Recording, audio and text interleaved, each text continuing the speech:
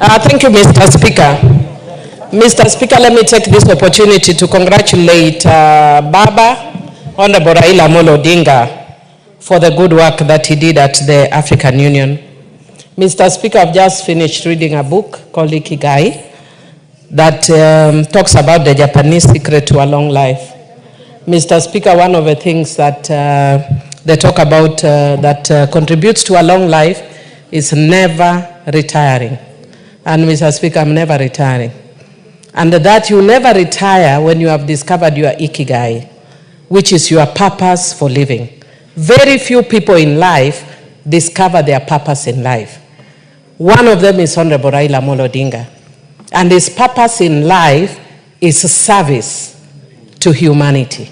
It doesn't matter how much people want to pour in dirt on him.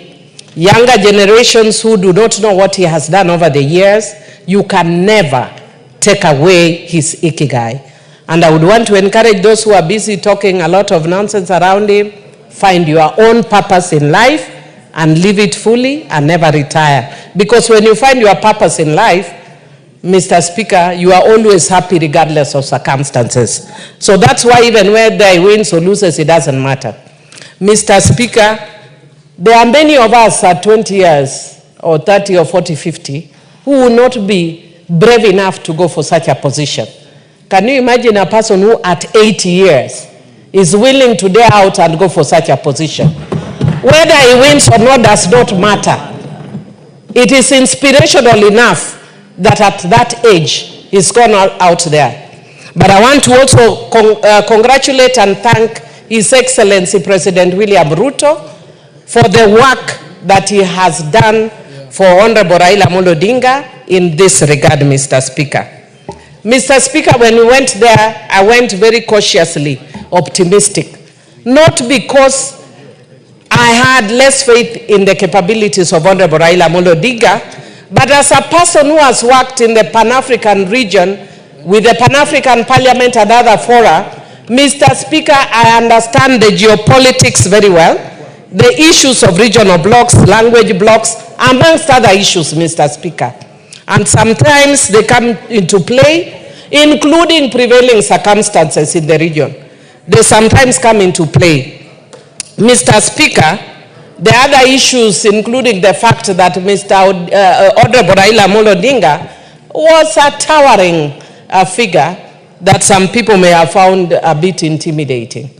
His strength, as I've seen one writer say, may have been his weakness because some people can't deal with strong characters. Mr. Speaker, it is also an opportunity for the AU to introspect. Mr. Speaker, Madam Speaker, sorry, I see you have changed. Madam Speaker, it's an opportunity for the AU to introspect because the issues of equity keep coming up and barriers based on language, religion, and other factors always keep coming up. The way they've tried to solve it in Pan-African Parliament is the way they need to solve it also at that level.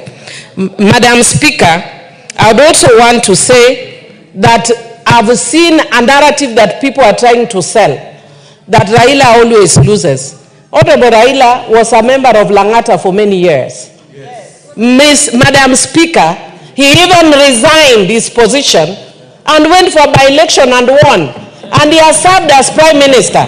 And the one who is saying Raila would never amount to, will never win anything, has never even won a village elder position, and will never win a village elder position. So really, be factual and wish your fellow Kenyan well is when God will bless you. Madam Speaker, there are many Sanballats and Tobiases in this country. They are very noisy and even noisier than the people who have goodwill for this country. But I want to say that I was impressed by the equally high number of Kenyans who came to Ethiopia using their own resources. People came in buses, in bicycles, by air, and by all means, and they were all tribes, Madam Speaker. My time is up. I want to also thank them and say God works in mysterious ways. What you thought was going to work for ill has actually worked for good. We were fighting last week. We are now sitting calmly as a minority, Madam Speaker.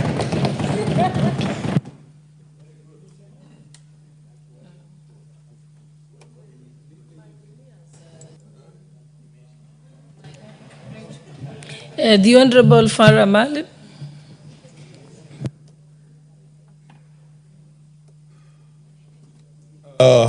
Madam Speaker, I also want to join my colleagues